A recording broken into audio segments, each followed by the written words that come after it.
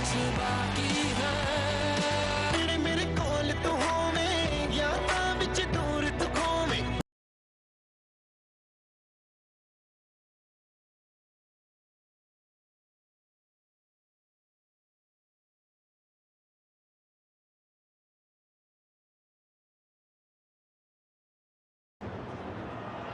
First ball of this edition.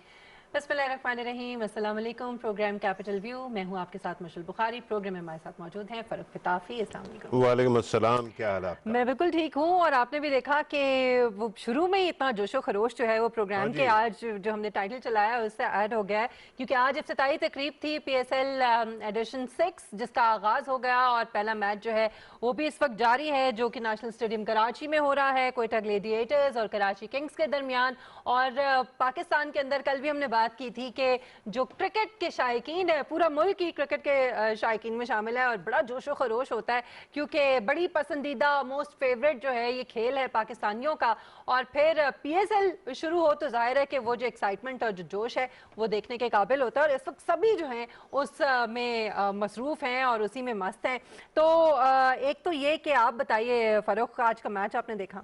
हाँ जी, इब्तदा देखी, उसका हिस्सा तो हम नहीं देख सके अभी क्योंकि यहाँ इस वक्त बैठे। लाइव हम साथ साथ दिखा भी रहे हाँ हैं मैच, जी, क्योंकि इस वक्त सारे लोग जो है ना वो ज्यादातर मैच के ऊपर ही नजरें जमाए हुए हैं। माशाल्लाह ऐसे लग रहा है कि कोई जश्न का समय है और पाकिस्तान के अंदर एक ईद आ गई बड़ी जबरदस्त है। है। कल मैं किसी की कमेंट्री सुन रहा था तो उसने कहा कि ये आज रात जो है वो चांद रात है, चांद रात क्योंकि जो है ना कल से ईद शुरू हो रही सही है। है। माशाल्लाह PSL का जो वो है स्पोर्टिंग इवेंट है, उसके अंदर अवाम की जो इंटरेस्ट है वो आपको रीइंफोर्स होती हुई नजर आती है। मैंने आपको पहले बताया था एक शादी का जिसके अंदर दूल्हा साहब जो है वो एक साइड पे बैठे थे और उनकी जगह पे जो है ना वो एक स्क्रीन थी और हर बंदा उसको देख रहा था। तो मेरे अच्छा, ख्याल में सबसे मजे की बात है कि सारी टीमें अपनी टीमें, नाम सारी टीमों के अपने ही शहरों के ऊपर है। एग्जैक्टली। तो आपको किसी टीम के हारने से ना ही कोई इतना ज्यादा देखो तो किसी की जीत से जो है ये वो ना बहुत कहे, ज्यादा ये ना कहे। मेरे ख्याल में है लोगों की। स्पोर्ट्स जो है ना जी, जहाँ पे भी लीग सिस्टम होता है उसके अंदर खास तौर पे ट्राइबलिज्म आता है। उसके अंदर लोग कहीं ना कहीं किसी एक टीम के साथ एसोसिएट करते हैं। मैं जिस टीम के साथ करता हूँ वो बेचारी हमेशा एंड में जाके हार जाती, ग्लैडिएटर्स। ठीक है ना? तो इस दफा देखते हैं कि कोयटा ग्लैडिएटर्स कुछ करके दिखाती है या नहीं। हाँ जी, ठीक है। अच्छा, इसमें एक जो सबसे इम्पोर्टेंट बात है इस मरतबा वो कोविड-19, जिसकी वजह से जो पिछला एडिशन था उसमें एंड पे जाके हमने देखा कि काफ़ी प्रॉब्लम भी हुई और वो उस तरह से इतना ज़्यादा जो है वो नहीं उठ सका, कुछ मैचेस जो है मुलतवी भी करने पड़े। इस मरतबा कोविड-19 के बावजूद जिस तरह से अरेंजमेंट्स किए गए हैं और फिर जो बाकी खिलाड़ी आए हैं बाकी ममालिक से, बाकी टीमों के, और SOPs को फॉलो किया जा रहा है, लेकिन एक चीज़ जो 20% जो शायकीन है वो स्टेडियम में देख सकेंगे, बाकी जो है वो 80% स्टेडियम में नहीं होंगे। तो ये एक थोड़ा सा लोगों के लिए जरा आज एहसान मानी साहब ने जो चेयरमैन PCB है उन्होंने खास तौर पे स्टार्ट में ये कहा भी सही ना कि कराची में और लाहौर में जो है वो कम लोग होंगे, लेकिन हम आगे देखेंगे कि जो है ना कैसे इसको इम्प्रूव कर सकते हैं। एक बात बता दूं, दुनिया भर के अंदर जो वो हो रहे हैं मैचेस और इवेंट्स हो रहे हैं उसके अंदर कटआउट जो है ना व्यूअर्स भी रखे गए हैं कि जो वहाँ स्पेक्टेटर्स रखे जाएं कार्डबोर्ड लगा के। ठीक है, अमेरिका के अंदर अमेरिका के सदर का इनॉग्रेशन होता है और वहाँ पे आम आवाम को बिठाने की बजाय झंडे लगा दिए गए। तो मेरे ख्याल में हमें थोड़ा सा ये हमें एहसास करना है कि सारी दुनिया में है, एहतियात है, लेकिन एहसान मानी साहब ने कहा है कि अगर हम देखेंगे कि हालात बेहतर हुए तो फिर हम बढ़ा देंगे। इसमें मेरे ख्याल में सबसे इम्पोर्टेंट बात यह है कि जो शायकीन हैं वो SOPs को अगर फॉलो करें और वो ख्याल रखें उन तमाम चीज़ों का, तो मेरे ख्याल में फिर ज़रा थोड़ी बेहतरी जो है वो लाई जा सकती है। जी बिल्कुल, मेरे ख्याल में मास्क जो है उसका इस्तेमाल और ख़ास तौर पे सोशल डिस्टेंसिंग ये ऐसी चीज़ है कि जो आप सिर्फ अपने लिए नहीं करते हैं, अपने बुजुर्गों के लिए भी करते हैं और अपने उन लोगों के लिए करते हैं जो वल्नरेबल हैं, तो फिर एहतियात करनी ज़रूरी है। जी हमारे साथ जी इस वक्त क्रिकेट एक्सपर्ट और ज़बरदस्त एनालिसिस करती हैं आलिया रशीद साहब हमारे साथ मौजूद हैं। बहुत शुक्रिया आलिया आपके वक्त के लिए। आलिया, एक तो ये कि आज की जो इफ्तिताई तकरीब थी और फिर जो आज की जो दोनों टीमें हैं उनका मैच इस वक्त जारी है, थोड़ा सा उसके बारे में चाहूँगी कि ज़रा बात करें। स्ट्रेंथ्स एंड वीकनेसेस जो हैं खिलाड़ी जो हैं दोनों टीमों में, कैसे देखती हैं आप? बहुत शुक्रिया, आपने मुझे बात करने के लिए बुलाया। एक्चुअली जो इफ्तिताई तकरीब थी वो काफ़ी इंटरेस्टिंग थी। लोगों ने बहुत एंजॉय किया है सॉन्ग को भी और प्रोडक्शंस को भी। मगर मेरा ख्याल है इससे बेहतर हमारी तवक्कुआत जरा ज्यादा होती हैं पीएसएल वालों से कि वो इससे बेहतर काम करेंगे। तो एनी हाउ जो मैच है वो बहुत इंटरेस्टिंग जा रहा है, लेकिन क्वेटा ग्लैडिएटर ने आज एक अजीब किस्म की जो अपनी एग्जीक्यूशन में जो पॉलिसी अपनाई है जिसमें सरफराज ऊपर आए और उन्होंने आके ओपन करने की कोशिश की, मगर वो सिर्फ 7 रन बना सके।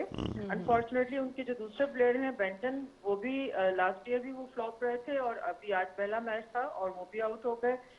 और जो क्रिस गेल है बेसिकली वो मैं उन्हीं की तरफ आना चाह रही थी आलिया। एक तो पिछले सीजन्स में हमने देखा कि लाहौर कलंदर्स और कराची किंग्स की तरफ से वो खेले, लेकिन कोई बहुत ज्यादा कारकर्दगी अच्छी उनकी तरफ से नहीं रही। तो इस मरतबा कहीं क्वेटा ग्लेडिएटर्स को कहीं वो लुटिया तो नहीं डुबो देंगे? ये कहीं गलत फैसला तो नहीं है? नहीं, फैसला गलत नहीं है। क्रिस गेल की जो पावर हिटिंग है उससे तो कोई इनकार नहीं कर सकता। उनका एक मसला ये भी है कि उनकी बैक में बड़ा सीरियस प्रॉब्लम था जिसकी वजह से वो पिछले 2-3 सालों में इतना अच्छा परफॉर्म नहीं कर पा रहे थे, लेकिन अब वो फॉर्म में हैं और बड़ा अच्छा खेले भी आज। अनफॉर्चुनेटली आउट हो गए वो 39 स्कोर करके। लेकिन एक इशू ये भी है कि सिर्फ 3 मैचेस के लिए क्रिस गेल अवेलेबल हैं। उसके बाद फैफ डुप्लेसी जो हैं वो साउथ अफ्रीका के वो आ जाएंगे उनकी जगह। लेकिन जो आज का मैच है उसमें बहुत मायूसी हुई क्योंकि इनको कोई पार्टनरशिप जो है वो नहीं मिल रही थी। और तमाम जो प्लेयर्स हैं, साइम अयूब एक नौजवान प्लेयर को उन्होंने डाला जिसकी गेल ने भी तारीफ की थी मैच से पहले, लेकिन अनफॉर्चुनेटली वो भी 14 बॉलों पे 8 रन बना के आउट हो गए। और उसके बाद फिर अब इस वक्त पूरी कोशिश इनकी ये है कि विकेटें लेंगे तो तभी आउट कर सकते हैं। कराची की बहुत अच्छी टीम है और चूंकि शर्जील पहले ही आउट हो गए, उसके बाद से हसनैन बहुत अच्छी बॉलिंग कर रहे हैं। तो नेचुरली आसान टारगेट है, इतना मुश्किल नहीं है। अगर ये कि कोई गलती ना करें तो क्वेटा ग्लैडिएटर ये बहुत आराम से जीत सकते हैं। राइट आलिया साहब, ये तो होगी आज के मैच की बात। जब आप होलिस्टिक असेसमेंट करती हैं तो टीमों में से आपको कौन सी मजबूत नजर आती हैं, कौन सी अभी वीक नजर आ रही हैं? देखिए ऐसा है कि जितने भी लोग प्लेयर्स को पिक करते हैं ना, तो वो सब उसके कॉम्बिनेशन बनाने के लिए उसकी जो स्ट्रक्चरिंग है उसके लिए बेहतरीन प्लेयर्स अपनी रिक्वायरमेंट के मुताबिक उसको पिक करते हैं। तो आप ये कह ही नहीं सकते कि फलां टीम बिल्कुल वीक है और फलां बहुत ज्यादा अच्छी है, ये ऐसे नहीं कह सकते। क्योंकि किसी का आपको टॉप ऑर्डर अच्छा लग रहा है, किसी का आपको मिडिल ऑर्डर अच्छा लग रहा है, किसी की बॉलिंग की स्ट्रेंथ बहुत ज्यादा है, किसी के स्पिनर्स अच्छे हैं। इस दफा एक अहम चीज ये है कि जैसे लाहौर कलंदर ने जो राशिद खान को पिक किया है जो कि अफगानिस्तान के और दुनिया के बहुत टॉप के लेग स्पिनर हैं, तो देखते हैं कल का मैच जो डे में है उसमें उनकी कैसी परफॉर्मेंस रहती है। इसी तरह हर टीम की कुछ स्ट्रेंथ्स और वीकनेसेस के साथ साथ सब उतरते हैं, मगर every day is a new day. तो आप जो उस दिन अच्छा परफॉर्म करता है, आपको पता है क्रिकेट में वही जीतता है। राइट, तो पता है नजर के कौन सी टीम बेहतर है पेपर पे। आपने बड़ा डिप्लोमेटिक जवाब दिया। बात यह है कि आई अंडरस्टैंड कि हर टीम के हाइज एंड लोज हैं, लेकिन पंटर्स जो है वो तो बाहर के 2-3 टीमों को फेवर कर रहे हैं ना जी। लगता है कि डिफेंडिंग चैंपियंस को और 1-2 और को जो है हाईलाइट किया जा रहा है कि they are going to place better perhaps. आपको नहीं लगता कि इस वक्त कोई भी डिस्टिंग्विशिंग फीचर है किसी एक टीम का which might actually stand out? मैंने यही कहा ना कि देखिए कराची किंग्स जो है इनकी बॉलिंग अच्छी है, जो इनको मतलब एडवांटेज मिलता है ना इसमें मोहम्मद आमिर की वजह से। आमिर यामीन ने आज भी बड़ी अच्छी बॉल करवाई है और आज उनका जो लड़का 3 विकेटें लेके आया अरशद, वो बहुत ही इमर्जिंग नया प्लेयर है, लेकिन उसने जिस किस्म की वेरिएशंस दी हैं, स्लो बॉल्स कराई हैं और 140 प्लस तो उसने बॉल तेज भी कराई केपीएच पे, तो बहुत इम्प्रेसिव रहा। तो इसी तरह हर टीम के साथ जो है वो अच्छे और कॉम्बिनेशन बना हुआ है। मुझे नहीं लगता कि ये जो स्वीपिंग स्टेटमेंट है ये एक्सट्रीम ओपिनियन है कि जी फलां टीम बेहतरीन है। आप कह ही नहीं सकते कि फलां टीम बेहतरीन है। जब एक टूर्नामेंट शुरू होता है, आप खेलते जाएंगे, आपको नजर आता जाएगा कि कौन इम्प्रूव कर रहा है, कौन वहीं पीछे खड़ा है, किसकी टीम जो है वो आगे जा रही। पेशावर ज़ल्मी की थोड़ी फिक्र है मुझे। उनका एक तो ट्रेजेडी ये भी हुई है कि कप्तान जो है वो 3 मैचों के लिए बाहर हो गए हैं। जिस तरह आज उन्होंने कल उन्होंने बायोसिक्योर बबल की खिलाफ वर्जी करते हुए बाहर चले गए, तो वो और डेरेन सेमी दोनों जो हैं वो नहीं होंगे। और एक झटका तो बहरहाल एक टीम को लगता है कि आप एक मोमेंटम भी नहीं गेन किया, आपने अभी स्टार्ट भी नहीं किया और आपके कैप्टन जो हैं वो इस तरह से बाहर हो गए, उसका एज ए प्लेयर बहुत बड़ा लॉस होगा। वहाब रियाज आपको पता है पुरानी गेंद के बड़े अच्छे बॉलर हैं और कप्तान भी हैं। अब ये देखना होगा थोड़ा सा कि कल जब वो खेलेंगे लाहौर कलंदर के साथ तो वो किस तरह से लेके चलते हैं अपनी टीम को। शोएब मलिक मुझे लगता है कि वो उनकी जगह कप्तानी करेंगे। अच्छा आलिया, चूंकि ये साल T20 वर्ल्ड कप का भी साल है, तो आप समझती हैं कि ये जो एडिशन है ये इस हवाले से भी अहमियत का हामिल है?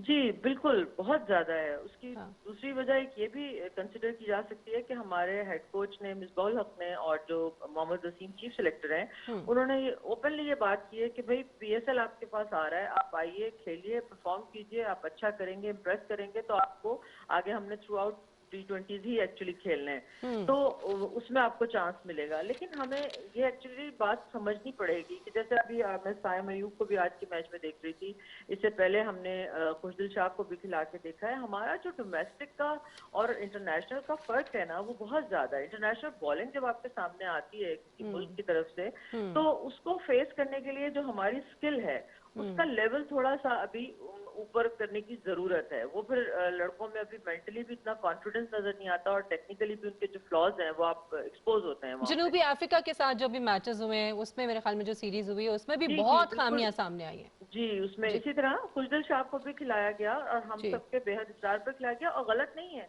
अब मुसीबत तो ये है ना कि आपके पास क्राइटेरिया क्या है, आप कैसे जज करेंगे। आप इसी तरह देखेंगे ना कि डोमेस्टिक में परफॉर्मेंस हो रही है। अभी पाकिस्तान कब खत्म हुआ है, एक से एक प्लेयर ने परफॉर्मेंस दी है, बट पॉइंट ये है कि जब वो आते हैं इंटरनेशनल मैचेस में तो वो अपनी परफॉर्मेंस को और अपनी उस स्किल को उस तरह ट्रांसलेट नहीं कर पाते जिस तरह के वो डोमेस्टिक में कर रहे होते हैं। तो उसकी वजह से हमारी बदकिस्मती ये है कि हमारे प्लेयर्स भी, हमारे बल्कि कोचेस भी वो ऑन जॉब ट्रेनिंग ले रहे होते हैं। सही, चले हम उम्मीद करते हैं कि ये जो प्रैक्टिस होगी अब इस एडिशन के दौरान ये आगे वर्ल्ड कप में भी काम आएगी। अच्छा, एक और चीज़ जो बड़ी इंपॉर्टेंट है, कोविड-19 की वजह से पिछली दफ़ा भी हमने ये देखा कि माली एतबार से जो PSL था वो इतना ज़्यादा उस तरह से कामयाब नहीं हो पाया था। इस मरतबा भी 20% शायकीन स्टेडियम में होंगे, 80% टिकट्स जो है वो वैसे ही ज़ाहिर नहीं बिके, तो ये तो खसारे में चली गई बात। क्या ये इम्पोर्टेंट नहीं है कि माली हैसियत से भी उसको ज्यादा उसके ऊपर इम्पोर्टेंस उसको दी जाती?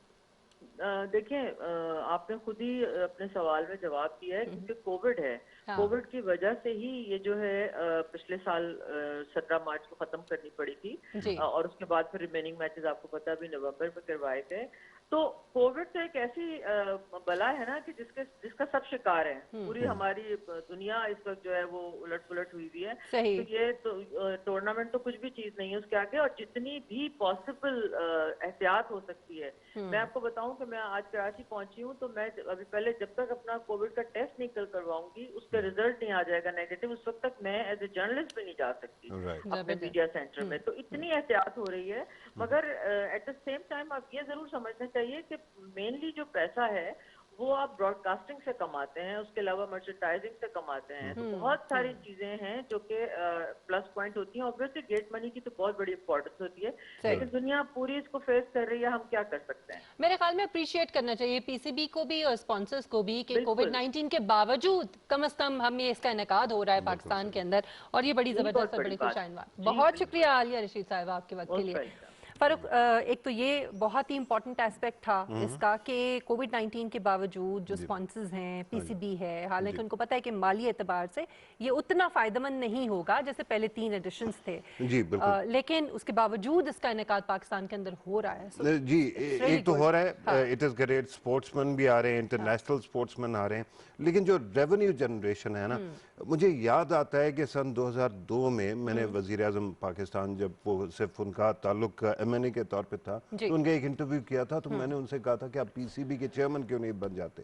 तो उन्होंने कहा था कि जी PCB जो है ना, अब वो गेम हो गई पैसे की, वहां पे सारे का सारा इतना रेवेन्यू जनरेशन है कि there should be some manager who takes care of it. और फिर हमने देखा कि प्रोफेशनल एक्सपर्ट्स आ गए, रेवेन्यू जनरेशन के बहुत मौके हैं, मर्ज की बात की, मर्चेंडाइज की जो चीजें वगैरह होती हैं, हाँ। अच्छा जो राइट्स हैं, बीमिंग राइट्स हैं, उसके स्ट्रीमिंग राइट्स हैं, इस तरह की बहुत सारी चीजें जिनको इस्तेमाल किया जा सकता है। और आई थिंक कि जितना पैसा इसमें है, जितना शौक लोगों को है मर्चेंडाइज में खास तौर पे, आप देखेंगे बच्चे जो है ना शाम को खेल रहे होंगे, किसी ने एक की शर्ट पहनी हुई है, किसी ने किसी का बैट उठाया हुआ है, तो we can actually really build on this thing as well. और मेरे ख्याल में एट द एंड जो बहुत इम्पॉर्टेंट, सबसे ज़्यादा अहमियत की हामिल जो बात है वो ये है कि लोगों के लिए एक बहुत ज़्यादा एंटरटेनमेंट और एक एक्साइटमेंट की जो वजह बनते हैं ये PSL के जो एडिशंस हैं या PSL के जो मैचेस हैं और ये टूर्नामेंट्स हैं,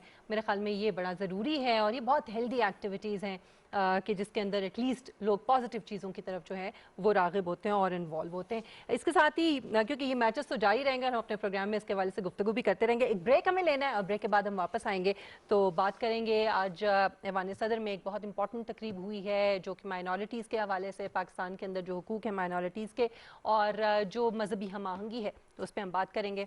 एक ब्रेक के बाद हमारे साथ रहिए।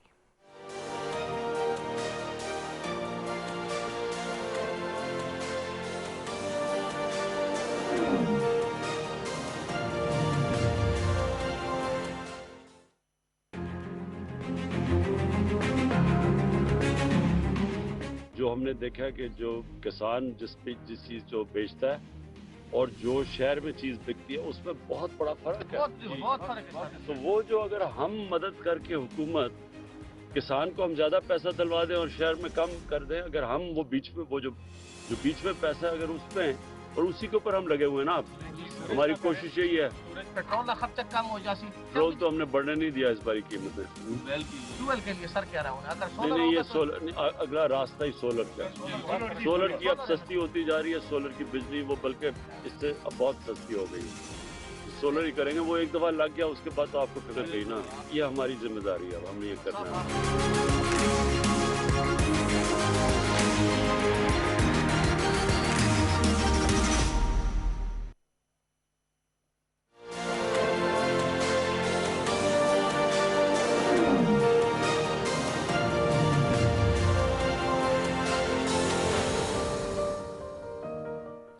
वेलकम बैक नाज़रीन। आज 20 फरवरी का दिन है जिसे वर्ल्ड सोशल जस्टिस डे के तौर पर यानी माशरती इंसाफ के दिन के तौर पर मनाया जाता है पूरी दुनिया में, और पाकिस्तान में भी ज़ाहिर है इस दिन को मनाया गया। और इसके हवाले से ऐवान सदर में आज एक बहुत ही इंपॉर्टेंट तकरीब हुई। इस तकरीब में ख़ास तौर पर जो माइनॉरिटीज़ के हुकूक हैं उनके हवाले से गुफ्तगू हुई, इस पर मजहबी हम आहंगी के हवाले से गुफ्तगू हुई। और इसमें ख़ास तौर पर आज सदर मुमलिकत डॉक्टर आरिफ अलवी साहब ने जो खिताब किया उसमें उन्होंने ये कहा कि पाकिस्तान के अंदर जो माइनॉरिटीज़ हैं वो किसी भी मज़हब से उनका ताल्लुक हो वो बिल्कुल उसी तरह से पाकिस्तानी है जैसे कोई भी शख्स जो है उसके हुकूक हैं एज अ पाकिस्तानी शहरी के। और उन्होंने उसमें मेंशन किया जो आइन का आर्टिकल 20, 21, 25 और 27 है जो कि मुकम्मल तहफ़्फ़ुज़ फराहम करता है तमाम पाकिस्तानियों को, चाहे वो किसी भी मजहब से ताल्लुक रखते हो। और इसके बिल्कुल बरअक्स फ़ारूक जो हम देखते हैं भारत के अंदर गुज़श्ता कुछ अरसे से ख़ास तौर पे जब से बीजेपी की हुकूमत है और वो जो हिंदुत्व का नारा लेकर वो चल रहे हैं और जो कुछ वहाँ पर हो रहा है न सिर्फ मुसलमानों के साथ बल्कि जितनी भी अक़लियत हैं उनके साथ, और जो मुतनाज़ा कवानीन है वो जिस तरह से लाए जा रहे हैं जिसमें कश्मीर के अंदर हम बिल्कुल खुल के बात करेंगे। पहले सदर साहब ने क्या फरमाया वो सुन लेते हैं थोड़ा सा, उस पे तबसरा कर जो आज गुफ्तगू की है जरा ये सुन लीजिए फिर आगे बढ़ते हैं। It is incumbent on us that while we were struggling against a majority, we should ensure the fact that the minorities in Pakistan, their rights must be ensured. The same thing then gets enshrined in the Constitution of Pakistan. The government of Pakistan definite faith and commitment towards minorities. हुकूमत पूरी तरह से committed है minorities के हुकूक उनको पूरी तरह से मेक श्योर करने के लिए कि उनको वो मिल सके। और उसके बरअक्स जो हम बात आइन का भी जो आपने बात की, भारत की बात करते हैं लेकिन सबसे पहले थोड़ा सा पाकिस्तान का कॉन्टेक्स्ट समझ लेना बहुत जरूरी है। पाकिस्तान वो मुल्क है जिसका वजूद बड़े सगीर की माइनॉरिटीज के लिए प्रोटेक्शन के लिए बनाया गया। ठीक है, पाकिस्तान बन गया, उसके अंदर कायद आज़म ने 11 अगस्त की जो स्पीच की उसके अंदर उन्होंने खास तौर पे कहा कि जो मज़ाहिब हैं वो मज़ाहिब अपने फॉलोइंग के लिए रहेगा, लेकिन जो कम्युनिटी, मजहबी कम्युनिटी है, वो इंशाल्लाह एक वक्त आएगा कि जब कानून के नज़र में सब बराबर होंगे और सब एक जैसे होंगे। उससे फिर आप देखते हैं हुकूमत का एक कमिटमेंट, और दूसरी साइड पे आप देखते हैं आईने पाकिस्तान, जिसकी शिकों का आपने जिक्र भी कर दिया। अच्छा, अब हाँ जी बिल्कुल। अच्छा, फंडामेंटल राइट्स हैं, इक्वालिटी है कानून के सामने उनके लिए, लेकिन उनके लिए प्रोटेक्शंस भी हैं। हमने माइनॉरिटीज के लिए सीटें भी रखी हमारे कॉन्स्टिट्यूशन में, वो भी आज बताया सदर मुमलिकत ने, इसको मेंशन किया। अच्छा, इसी तरह से हमने जो है पार्लियामान के अंदर रखा, बाकी जगहों पे अफर्मेटिव एक्शन होता है कि उनकी रिप्रेजेंटेशन हो, लेकिन उसके साथ साथ उनके हकूक का वो करते हुए आपको पता होगा कि एक जो है वो हिंदू मैरिज के ऊपर कानून भी बना सिंध के अंदर, राइट। इस तरह के हमने हमारे मुल्क के अंदर एक मामला जरूर होगा, ये नहीं है साउथ एशिया के अंदर कि सब हंकी डोरी हो जाए। माइनॉरिटीज के मसाइल खड़े होते हैं, उनके लिए मसाइल पैदा होते हैं, लेकिन जब भी हुए हैं, तीन चीजें आप देख लें। मेरा वजीर आजम जो है वो बांगे दोहल उसको कंडेम करता है और एक्शन लेता है। मेरे जो आर्मी चीफ है, जो कहा जाता है कि हमारी सिक्योरिटी के वो हैं अरेंजमेंट वगैरह, उसके अंदर वो भी जो है ना बड़े क्लियरली उसके ऊपर स्टेटमेंट देते हैं। मेरा सुप्रीम कोर्ट जो है वो उसका वो सुओ मोटो लेता है और उसके ऊपर एक्शन ऑर्डर करता है। अच्छा, अब आ जाइए इन कंपैरिजन इंडिया, जिसका आप मेरे ख्याल में करतारपुर राहदारी का जिक्र नहीं किया, मेरे ख्याल में वो बड़ा इंपॉर्टेंट है। मैंने तो हुकूमत में आते ही ये इतना बड़ा इकदाम है जो पूरी दुनिया ने देखा। देखें, जो सिख हमारे बहन भाई हैं उनको तो मैं माइनॉरिटी कहता ही नहीं हूँ, मैं कहता हूँ वो हम में से हैं, तौहीद परस्त हमारे बहन भाई हैं। और जब भी उनका कोई इवेंट हुआ है तो आपको सबसे पहले एक चीयर लीडर जरूर नजर आएगा, वो उसका नाम फारूक पिताफी है। मैं जरूर बात करूंगा, पहले आपने कुछ और दिखाना है वीडियो। बिल्कुल, चूंकि हम भारत की बात कर रहे थे और भारत में जो उनके लीडर्स हैं, खासतौर पे जो इस वक्त हुकूमती जमात है बीजेपी, उसके लीडर्स किस तरह से बड़े फखरिया अंदाज में, उनको किसी किस्म की कोई शर्मिंदगी नहीं है, और कैसे खुलकर वो बात करते हैं माइनॉरिटीज के बारे में, और क्या बात करते हैं, किस तरह से तासुब का इजहार करते हैं। जरा पहले ये सुन लीजिए, फिर हम इस पे बात करते हैं। Article 14 of the Indian Constitution guarantees the right to equality, as you know, for all persons living in India. I can tell you that's a misinterpretation of Article 14. Article 14 guarantees equality of equals. I'll give you an example. Are all people not equal? All people are not equal. Muslims do not deserve equal rights to apply for citizenship. There's no such thing as equal rights. They're not in an equal category. ये हैं जनाब सुब्रमण्यम स्वामी, और ये BJP के leader हैं, और ये किस तरह से खुलेआम ये बात कर रहे हैं। और वो कहते हैं कि जी आर्टिकल 14 जो ये कहता है कि तमाम शहरी भारत के जो हैं वो इक्वल हैं, वो कहते हैं equality is for the equals, यानी तमाम जो लोग हैं वो इक्वल है ही नहीं, और वो ये कह रहे हैं। और आपको और ज्यादा कुड़ाऊं, आपका खून गर्म करूं थोड़ा सा, ये PhD है इकोनॉमिक्स में, अच्छा। और हार्वर्ड में जाके पढ़ाते थे, ठीक है। और ये वो साहब है जो कि इंतहाई बदबूदार किस्म के लेजिस्लेशन इसने जो है ना इंडिया के अंदर भी वो किए हैं। देखिए, बीजेपी का मानना है, हिंदुइज्म के ना मुख्तलिफ कैटेगरीज हैं, उसके अंदर एक कैटेगरी जिसको मोनिज्म कहते हैं, उसमें ये है कि वो जब स्टार्ट में क्रिएटर था, उसके पाँव से शूद्र बन गए, उसके सर से ब्राह्मण बन गए, तो they actually want to keep you know वो स्ट्रेटिफाइड सोसाइटी जिसके अंदर कास्ट हो ना, हाँ जी बिल्कुल इंफीरियर है। अच्छा, इस लॉट के आने से पहले ये आइडिया जो हायरार्किकल सोसाइटी है वो इतना ज्यादा बड़ा नहीं था, लेकिन इन लोगों ने आके बांगे दोहल ये करना शुरू कर दिया, और उसके बाद आपको पता होगा इस स्टेटमेंट के बाद सुब्रमण्यम स्वामी को हार्वर्ड से हटा दिया गया, अब वहां जाके नहीं पढ़ाता है, लेकिन इंतहाई बदबूदार आदमी। और ये एक जहनियत को शो करता है जो कि इस वक्त इंडिया के अंदर चल रही है। एक जो RSS है और हिंदुत्व है, उसका एक और एस्पेक्ट भी मैं आपको बता दूं कि हिंदुत्व और RSS की जो सबसे खौफनाक बात है कि जब ये 1920s में बढ़ रहा था तो नाज़ी जर्मनी और नाज़ी यूरोप से लोग आके, सावित्री देवी कहते हैं, उन्होंने आके ज्वाइन कर लिया था और हिंदुइज्म के अंदर, खास तौर पे हिंदुत्व के अंदर नाज़ीज़्म को शामिल कर दिया था। आज के दिन भी हमारे वज़ीर आज़म पॉइंट आउट करते हैं कि इनकी लीडिंग जो डॉक्यूमेंट्स हैं उसके अंदर वो सारे का सारा हिटलरिज्म मौजूद है। तो जब आप ऐसे लोगों को देखते हैं, और इंडिया के अंदर बड़ी बड़ी सारी चीज़ें हैं। कश्मीर में जो वो कर रहा है वो आपके सामने है। लव जिहाद के ऊपर कानून आ रहा है। लव जिहाद क्या है जी? कि हिंदू मुसलमान जो खासतौर पे अगर मुसलमान मर्द के साथ कोई हिंदू औरत शादी कर ले, मुसलमान हो जाए तो उसको सजा होगी। अच्छा, इसी तरह से समझौता एक्सप्रेस का भी वो हुआ, एनिवर्सरी हुई।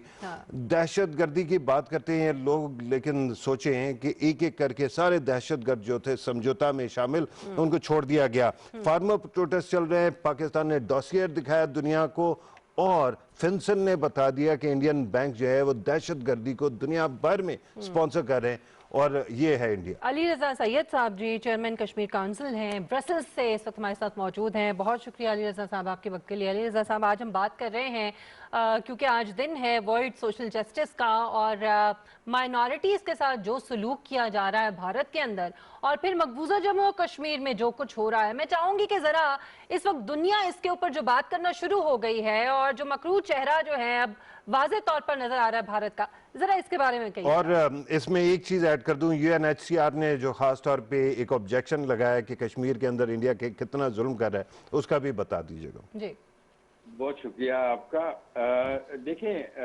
भारत मुसलसल 73 ईयर्स से वहाँ पे जो ह्यूमन राइट्स वायलेशन हो रही थी वो तो चलती रही, लेकिन अगर आप देखें कि जब से मोदी सरकार पावर में आई है, ये कल की बात है कि मिनिस्ट्री ऑफ कल्चर जो है इंडिया का, उन्होंने कल एक ट्वीट की थी जिसमें remembering a great thinker, scholar and remarkable leader MS Golwalkar, हाँ जी, on his birth anniversary. His thought will remain a source of inspiration and continue to guide generations. अब देखिए, MS गोलवालकर कौन था? ये वो थे जिसने सेलिब्रेट किया था, और इन्होंने कहा था कि जो नाजी जर्मनी ने ज्यूश के साथ सलूक किया है, वो आर्गू करते थे कि ये मुस्लिम के साथ भी वही होना चाहिए, और जो बाकी रिलीजियस मिनॉरिटीज हैं। अब देखें इनकी जो सोच है, ये RS और हिंदुआता सोच जो है ये मोदी सरकार और इनकी पार्टी की, तो इससे आप क्या तवक्को कर सकते हैं? दुनिया इस वक्त, मैं यूरोप की बात करूंगा कि यूरोप में भी बड़ी तशवीश पाई जाती है, और मोदी सरकार की जो पॉलिसीज हैं टुवर्ड्स मिनॉरिटीज, खासकर जब से इन्होंने सिटीजनशिप लॉ पास किया, और उसके अलावा जब 5 अगस्त 2019 को इन्होंने मकबूजा कश्मीर में जो आर्टिकल 370 और 35A को जब खत्म किया था, उस दिन से लेके आज तक जिस तरह के हालात मकबूजा कश्मीर के अंदर हैं, वो मेरे ख्याल में नाजी जर्मनी के दौर में ज्यूश कम्युनिटी के साथ भी नहीं हुए थे। तो उससे बढ़कर ये जुल्म कर रहे हैं, लेकिन आलमी बरादरी जो है वो खामोश थी। 15 साल से जो मोदी सरकार है, इन्होंने यूरोप के अंदर एक डिसइंफो लैब के जिसने रिपोर्ट दी है पिछले 3-4 हफ्ते पहले, उससे पता चलता है कि 15 साल से ये कोशिश कर रहे थे कि पाकिस्तान को ब्लेम किया जाए, कश्मीरियों की तहरीक आज़ादी को दहशतगर्द तहरीक साबित किया जाए, और इसमें वो काफी हद तक कामयाब हुए इस झूठे प्रोपेगेंडे में। लेकिन जब से ये बेनकाब हुए, अब यहाँ के जो पॉलिटिकल पार्टीज हैं या जो इंस्टीट्यूशंस हैं, वो भारत की अब किसी बात पे भी उस तरीके से यकीन नहीं कर रहे, और वो समझते हैं कि भारत जो है वो उस खित्ते के अमन के लिए खतरनाक होगा। और जिस तरीके से वो मकबूजा कश्मीर के अंदर कल भी 3 हमारे बच्चों को जी बिल्कुल सही है। ये मैं पूछना चाहूँगा कि ख़ासतौर पर आप जनेवा में हैं इस वक्त, और वहाँ पे जो है अक़वाम मुत्तहिदा के ह्यूमन राइट्स काउंसिल ने भी ख़ास तौर पे एक कंसर्न ब्रसल्स में उसका एक्सप्रेस किया, वो भी ज़रा बताइएगा। और आर्टिकल 370 और 35 के हट जाने के बाद अब डोमिसाइल लॉ भी लेकर आए हैं ना ये लोग, जिससे लगता है कि वो डेमोग्राफिक चेंजेस लाना चाहते हैं। जरा उसका भी बताइएगा कि इंडिया एक्चुअली चाहता क्या और क्या कर रहा है वहां पे। देखिए, कल यूनाइटेड नेशन की जो ह्यूमन राइट्स काउंसिल की तरफ जो ट्वीट आई है, जो बयान आया है, उसको अगर प्रेस रिलीज को देखें, और वो किस वक्त आया है जब इन्होंने एक वफद जो है वेस्टर्न यूरोपियन यूनियन के जो एम्बेसडर्स हैं उनको, और कुछ अफ्रीकन और OIC के एम्बेसडर्स को लेके ये मकबूजा कश्मीर गए हैं 17 और 18 को। वो सिर्फ दिखाने के लिए कि सब कुछ ठीक है। हालांकि उसकी उसी वक्त जो ट्वीट आई है, जो जो प्रेस रिलीज आई है यूनाइटेड नेशन के अदारे की तरफ से, वो साबित करती है कि ये सारा झूठ है। तो मैं समझता हूँ कि भारत डेमोग्राफी को चेंज करने के लिए इस वक्त लाखों के हिसाब से उन्होंने जो मिसाइल दिए हैं नॉन कश्मीरीज को। उनका मकसद ये है कि वो, उनको पता है कि प्लेबिसाइट होगा और वो होके रहेगा, लेकिन उससे पहले वो उसकी डेमोग्राफी चेंज करना चाहते हैं ताकि जब भी प्लेबिसाइट हो तो वो कह सकें कि पब्लिक जो है वो हमारे साथ है। अच्छा, ये जो आपने बताया कि डोमिसाइल दिए उन्होंने, खास तौर पे किस कैटेगरी को दिए? एक तो हिंदू पंडित्स को तो जरूरत नहीं थी, लेकिन एक पाकिस्तान से आए हुए जो हिंदू माइनॉरिटीज हैं उनके बारे में कहा जाता है जो 1947 में हिजरत की थी, या उसके अलावा भी किसी और को दे रहे हैं वो? नहीं, उसके अलावा भी जो लोग दूसरी रियासतों से जो इंडिया के अंदर से आ रहे हैं, बहुत सारे मुख्तलिफ इलाकों से, उनको दिए जा रहे हैं, और जो साबका फौजी हैं उनको दिए जा रहे हैं।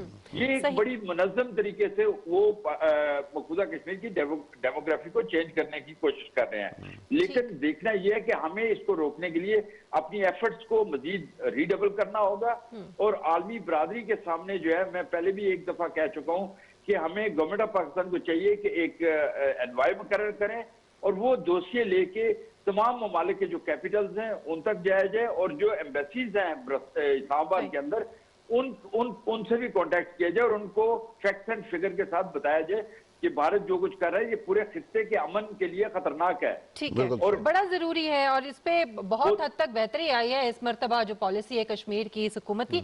अच्छा अली रज़ा साहब, एक बड़ी इंपॉर्टेंट बात यह है कि हम देख रहे हैं भारत के अंदर से भी आवाजें उठना शुरू हो गई। जो पढ़े लिखे और जो जरा थोड़े से दानिश्वर लोग हैं, जो समझ बूझ रखते हैं, वो ये समझते हैं कि ये हुकूमत जो कुछ कर रही है वो गलत कर रही है, लेकिन जाहिर है उनकी आवाजों को दबा दिया जाता है, उस तरह से वो खुल के बात नहीं कर सकते।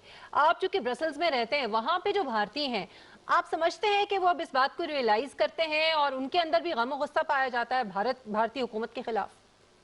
देखिए, बहुत सारे इंडियंस हैं, इंटेलेक्चुअल्स हैं, इंडियन जो सिविल सोसाइटी के लोग यहाँ पे है, यूरोप के अंदर भी हैं, वो भी मोदी पॉलिसीज जो है टुवर्ड्स मिनॉरिटीज और जो कुछ मकबूजा कश्मीर के अंदर है उससे इत्फाक नहीं करते। वो कहते हैं कि कश्मीरियों को उनका बुनियादी हक जो है उनको आजादी दे, आप उनको फैसला करने दें। और जिस तरीके से हमारा एक दफा कुलदीप नैयर साहब से मुलाकात हुई थी जहाँ पे, उन्होंने भी, वो इंडिया को डिफेंड करते थे, लेकिन उन्होंने भी हमेशा ये कहा था कि कश्मीरियों को फैसला करने दें। तो मैं समझता हूँ कि जो सिविल सोसाइटी है और खासकर इंटेलेक्चुअल जो है वो इसकी मोदी गवर्नमेंट की सपोर्ट नहीं कर रहे, लेकिन बदकिस्मती से वहाँ एक डिक्टेटरशिप है, फासिस्ट रेजीम है, और वो उनकी आवाज को दबाने की कोशिश करते हैं, और उसके कॉन्सिक्वेंस जो है बहुत से लोगों ने उसके कॉन्सिक्वेंस भुगते हैं, जिसकी वजह से बात वो खामोश होते हैं। लेकिन वो इन पॉलिसीज की सपोर्ट नहीं करते, और बहुत बड़ी तादाद है, मैं कहूँगा कि बहुत बड़ी तादाद है। हालांकि मोदी सरकार ने कोशिश की है कि हिंदुइज्म का नारा लगा के अपने तमाम हिंदुओं को जो है ना वो अपने पीछे इकट्ठा करे, लेकिन उसमें भी वो हिंदू जो इंटेलेक्चुअल हैं, जो जानते हैं, जो ह्यूमन राइट्स पे यकीन रखते हैं, वो इसके खिलाफ है। राइट, बहुत शुक्रिया अली रज़ा सैयद साहब आपके वक्त के लिए। बड़ी डिटेल से आपने इसके ऊपर गुफ्तगू की। फ़ारूक, वहाँ पे हम ये देखते हैं कि जितने भी उनके इंटेलेक्चुअल्स हैं, उनके आर्टिस्ट हैं, मुसलमान जो ज़रा नामवर लोग हैं, वो दबी दबी आवाज़ें जो हैं वो उठती हैं, लेकिन फिर उनको दबा दिया जाता है। ऊपर से खौफ इतना ज़्यादा है कि उनके ऐसे बहुत से आर्टिस्ट हैं जो बहुत सारे प्रोग्राम्स होस्ट करते रहे, आपने भी देखा होगा, मैं नाम नहीं लूंगी, लेकिन ये है कि उनकी आवाज़ों को दबा दिया गया, उनके प्रोग्राम्स को बंद कर दिया। मैं बड़ी अजीब बात आपको बताऊं, आमिर खान है एक एक्टर, अच्छा उनका जो है ना खास तौर पे वो बड़े अच्छे परफॉर्मर हैं, लेकिन he could not go very far. और इंडिया के कल्चर में ये था कि क्रॉस कम्युनल मैरिजेस होंगे तो फिर आप शायद तरक्की करें। उनके तो टर्की जाने में बड़ा शोर मचाया गया। पहले सुने, उन्होंने पहली बीवी को जो मुसलमान थी तलाक दी, उन्होंने एक हिंदू खातून से शादी की, अच्छा कामयाब हो गए, जो कुछ हुआ। एंड में ये हुआ है कि अब लव जिहाद के ऊपर उसके ऊपर जो है ना वो सेंसर शुरू हो गया। इस वक्त इंडिया कहता है, इंडिया का भाजपा कहती है कि हिंदू मेजॉरिटेरियनिज्म है, there is no such thing. ये एलीट कैप्चर है, ब्राह्मण है 5% टोटल आबादी का। और क्योंकि ये आपने सुब्रमण्यम स्वामी को सुन लिया, वो समझते हैं कि दुनिया के सबसे बेहतर लोग होते हैं, फिर इन्होंने नाजी उसके जरिए से ना फिलॉसफी को मिला के इन्होंने आर्यन अपने आप को बना दिया है, एरियन रेस का। तो अब वो ये कहते हैं कि जो है ना बाकी दलित्स, मुसलमान और दीगर जो वो हैं कास्ट हैं वो सब खत्म हो जाए और हमारा कंट्रोल चले। तो ये जिस किस्म का फाशिज्म इंडिया पूरे में आ रहा है, और पता क्यों आ रहा है? 70 साल तक इंडिया ने कश्मीर के ऊपर एक डबल स्टैंडर्ड क्रिएट किए रखा है। इंडिया का जितना भी मीडिया था, जब कश्मीर की बात आती थी तो उनकी बोली खत्म हो जाती थी, कश्मीरियों पे जुल्म हो रहा है, वो कहते थे कुछ नहीं है जी, वी कैन नॉट सी। मोदी ने उठा के पूरे इंडिया को कश्मीर बना दिया। और आज के दिन जो है, क्योंकि इंडिया इतने 1.3 अरब की आबादी है, तो उसके अंदर जो है अब खौफ की जो सूरत है, फिजा है, वो मुल्क को तोड़ने के हद तक जा रही है। और मैं समझती हूँ कि कश्मीर कॉज को बड़ा फ़ायदा जो है वो इन तमाम इक़दाम से हुआ है, और अब जिस तरह से एक्सपोज हो रहा है पूरी दुनिया में, जिस तरह से बात की जा रही है, ये बड़ा खुशाइंद है। नाज़रीन, एक ब्रेक लेते हैं, हमारे साथ रहिएगा।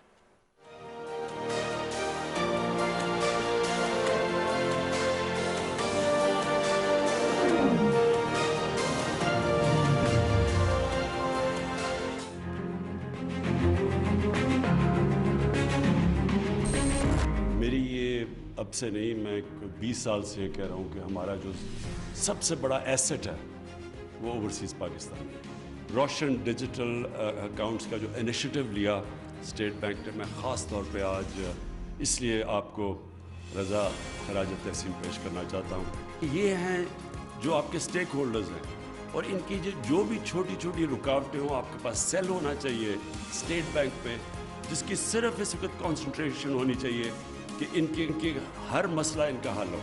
इनके जितनी आप आसानी पैदा करेंगे उतनी तेज़ी से ये हमारे ये जो अमाउंट्स बढ़ेंगे। तो अल्लाह का ख़ास करम है हमारे मुल्क में कि इसके बावजूद कि इतने चैलेंजेस थे, आज पाकिस्तान की इकॉनमी एक पॉजिटिव डायरेक्शन की पर जा रही है।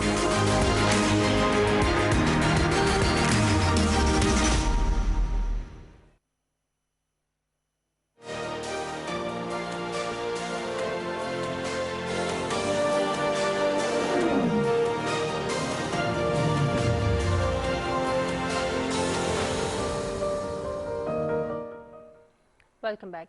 नाज़रीन, अब कुछ बात करते हैं अमरीकी खारजा पॉलिसी की, जिसमें हम ये देख रहे हैं कि अब जो नई एडमिनिस्ट्रेशन है जो बाइडन की, उनकी जानिब से एक तो आज जो ऐलान किया गया अमेरिका और यूरोप इत्तेहाद की वापसी का, और फिर ईरान का जो न्यूक्लियर जो एग्रीमेंट था उस पर भी सलामती काउंसिल के साथ मुज़ाकरात के लिए अमेरिका जो है वो तैयार है, जिसका जवाब भी बड़ा मुस्बत जो है वो ईरान की तरफ से आया है। और जवाद ज़रीफ साहब जो उन्होंने ये कहा कि वाशिंगटन को इस पर पहल करनी चाहिए। सो अब हमने ये देखना है, और ऐसा लग रहा है कि मल्टीलेटरलिज्म जो है उसकी तरफ खारजा पॉलिसी अमेरिका की जो है वो उसकी वापसी हो रही है। ट्रंप इंतजामिया के बरक्स फरूख सदर बाइडन के जो अमेरिका की जो खारजा पॉलिसी है उसमें जो तब्दीली है, आप आने वाले दिनों में क्या देख रहे हैं कि क्या हो सकता है? डोनाल्ड ट्रंप जो है वो एक ऐसे सेंटिमेंट का नतीजा था जो कि आपने पहले सदर ओबामा के वक्त भी देखा। अमेरिकी चाहते हैं, अमेरिका के अंदर हमेशा दो किस्म की वो रहती हैं, सेंटिमेंट्स रहते हैं, एक दुनिया के अंदर एंगेज रहने का और दूसरा विड्रॉ करके सिर्फ अपने मुल्क के सोचने का। जो ट्रंप ने किया, और जो पहले ओबामा को किया गया कि वो खत्म कर दे और वो करे, वो नहीं कर पाए, तो फिर ट्रंप को ले आया गया ना, अवाम ले आई। ट्रंप ने आके क्या किया कि जो पुराने दोस्त थे उनके ऊपर इल्जाम लगा दिया कि तुम हमसे पैसे बनाते हो, तुम हम पैसे लगाते नहीं हो, हम तुम्हारे लिए सदके जा रहे हैं, ठीक है ना। और साथ साथ जो है दुश्मनों का कहा कि यार रूस है, नॉर्थ कोरिया है, ये तो बड़े प्यारे लोग हैं, इनसे मेरी अच्छी बात हो सकती है। अब जो है ये जब से बाइडन साहब आए हैं, खासतौर पे कल G7 के इवेंट के अंदर उन्होंने तकरीर की है, इट इज़ बीइंग सेलिब्रेटेड कि अमेरिका की इंटरनेशनल डिप्लोमेसी में वापसी हो गई है। और जो अमेरिका ने 1945 से वर्ल्ड ऑर्डर क्रिएट किया था, जिसके अंदर UN है, जिसके अंदर दीगर इदारे हैं, उन सारों को एम्पावर करके जो इंटरनेशनल वो रूल बेस्ड सोसाइटी है उसको क्रिएट किया जा सके, तो उसको सेलिब्रेट किया जा रहा है। हमारे मेहमान आ गए, फिर अब्दुर्रहमान मता साहब अरब सहाफ़ी इस वक्त हमें ज्वाइन कर रहे हैं। बहुत शुक्रिया अब्दुर्रहमान साहब आपके वक्त के लिए। ये जो एक बड़ा क्लियर शिफ्ट कह लीजिए, ये चेंज जो है वो हमें नजर आ रहा है खारजा पॉलिसी में अमेरिका की, आप क्या कहेंगे, आने वाले दिनों में मजीद तब्दीली हमें देखने को मिलेगी? जी लगता तो ये है, बिल्कुल बहुत बड़ा तब्दीली है, और मैं उसको तब्दीली के से बेहतर मैं दूसरा लफ्ज इस्तेमाल करना चाहता है, वो returning to the original policy. Actually ये अमेरिका का ये पॉलिसी थी बाला, पिछला जो सदर है ना डोनाल्ड ट्रंप, उन्होंने ये वाला पॉलिसी सारा चेंज किया गया।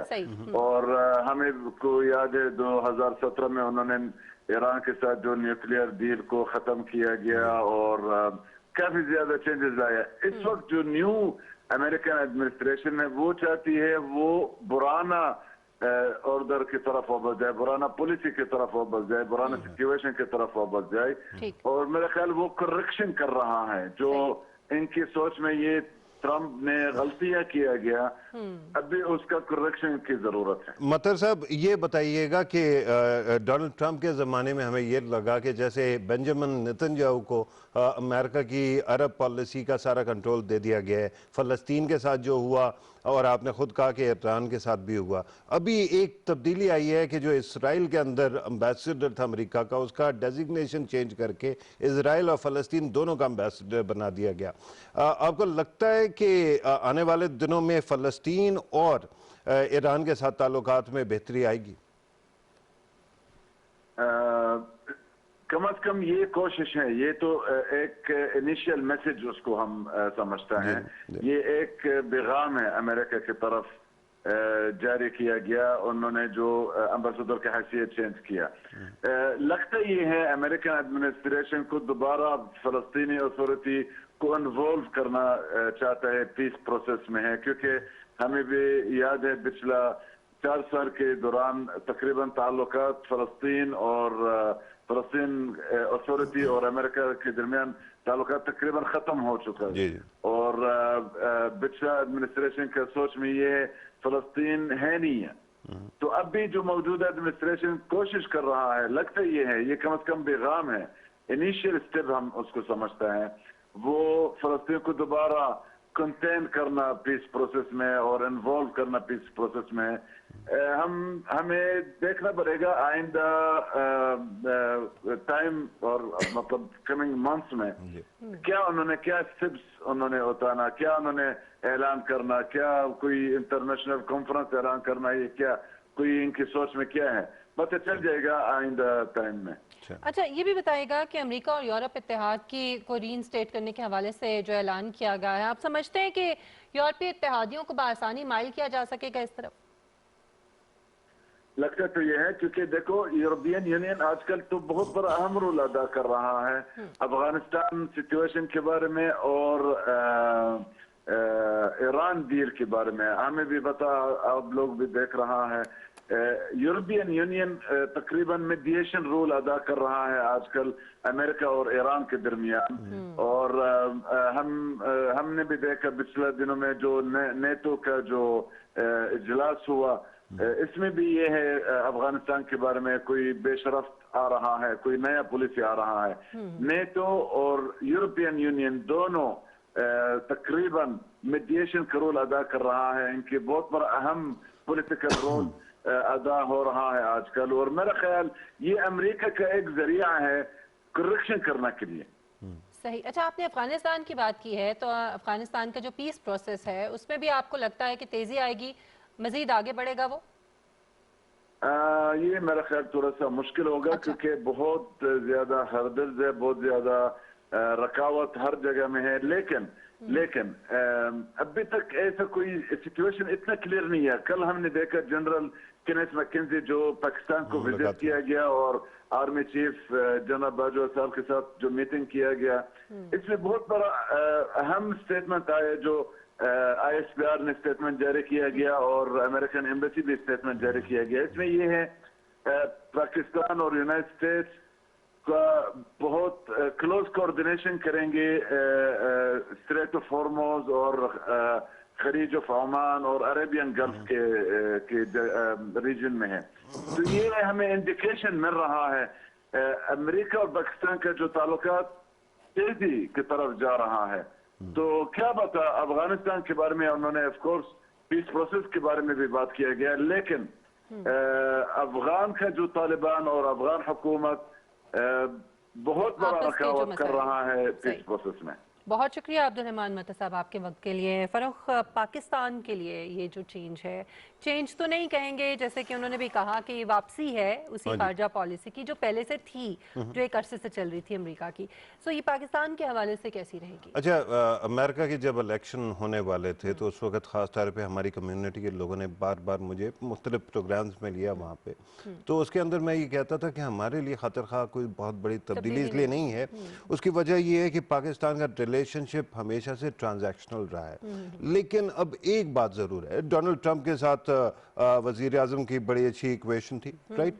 और ये जो मौजूदा हुकूमत है, आपको पता है कि ये तसलसल है सदर ओबामा के ज़माने का, क्योंकि वाइस प्रेसिडेंट थे बाइडन साहब उस वक्त। He was the only person जो अफगानिस्तान से कहते थे कि अफगानिस्तान के अंदर जो सर्ज है वो ना करो और फौजों को विड्रॉ करो, क्योंकि डोमेस्टिकली इसकी सपोर्ट नहीं है। अमेरिका के अंदर अफगानिस्तान के अंदर जो फौजों की मौजूदगी है उसके लिए कोई भी सपोर्ट मौजूद नहीं है, ठीक है। तो इसका मतलब ये है कि अफगानिस्तान के अंदर भी वही पॉलिसी चलेगी। पाकिस्तान का ख़ास तौर पे पिछले 2.5 साल में हमने एक पन्ना पलटा है और जिससे आहिस्ता आहिस्ता हम करीब जा रहे हैं। मेरा ये ख्याल है कि इंडिया को वो खुश करने के लिए कहते तो हैं कि जी असल पार्टनर तुम हो और पाकिस्तान के साथ फ़िलहाल हमें काम करना है, लेकिन हमारी जो 70 साल की कॉपरेशन है वो अब ऐसे लेवल पे आ गई है कि I think it will not be reversed और आपको बेहतरी की तरफ नजर आएगा।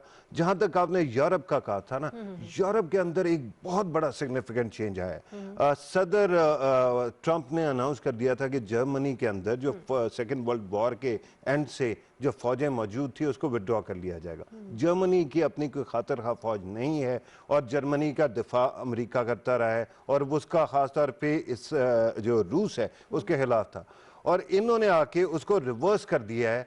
तो इस वजह से ये समझा जा रहा है कि यूरोप में शादाने इस वक्त बज रहे हैं कि अमेरिका इज़ बैक और अब जो दुनिया भर के अंदर इंसाफ की वो बिलीफ है उसके अंदर मेरे ख्याल में इस पे जितनी भी बात की जाए आप घंटों बोल सकते हैं और ये बड़ा इंटरेस्टिंग सब्जेक्ट भी है, लेकिन मुझे बार बार कहा जा रहा है कि प्रोग्राम का वक्त यहाँ पे ख़त्म हो रहा है। सो मिशेल बुखारी और फ़रूख पिताफ़ी को इजाज़त दीजिए। इंशाल्लाह आपसे अगले प्रोग्राम में मुलाकात होगी। अपना बहुत ख्याल रखिएगा। अल्लाह।